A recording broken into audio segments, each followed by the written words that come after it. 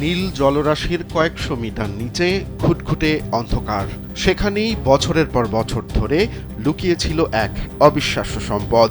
লোনা জলের অতল গহ্বরে যখন আধুনিক ড্রিলিং যন্ত্র আঘাত করল, উঠে এলো চোখ ধাঁধানো এক হলুদাভ আভা।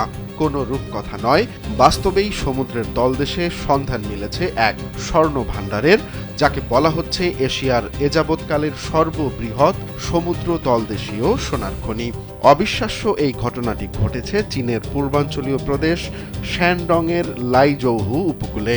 সাউথ চায়না মর্নিং পোস্টের তথ্য অনুযায়ী এই নতুন খনিটি আবিষ্কারের ফলে লাইঝৌ এলাকায় যাচাইকৃত সোনার মজুদ দাঁড়িয়েছে ৩,৯০০ টনেরও বেশি, যা চীনের মোট মজুদের প্রায় ২৬%।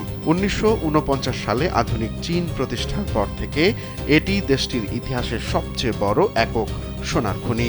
শুধু সমুদ্রতলেই নয়, সম্প্রতি জিনজিয়াংয়ের কুনলুন পর্বতমালা এবং লিয়াওনিং প্রদেশেও বড় স্বর্ণ ভাণ্ডারের খোঁজ পেয়েছে বেইজিং। তথ্য বলছে, গত বছর ৩৭৭ টন সোনা উৎপাদন করে চীন বিশ্বে শীর্ষস্থানে থাকলেও মজুদের দিক থেকে তারা এখনও অস্ট্রেলিয়া বা রাশিয়ার চেয়ে পিছিয়ে আছে। তবে সমুদ্রের তলদেশে এই সোনার পাহাড় উত্তোলিত হলে বৈশ্বিক অর্থনীতির দৌড়ে চীন যে আরও কয়েক ধাপ এগিয়ে যাবে তা নিশ্চিত করেই বলা যায়।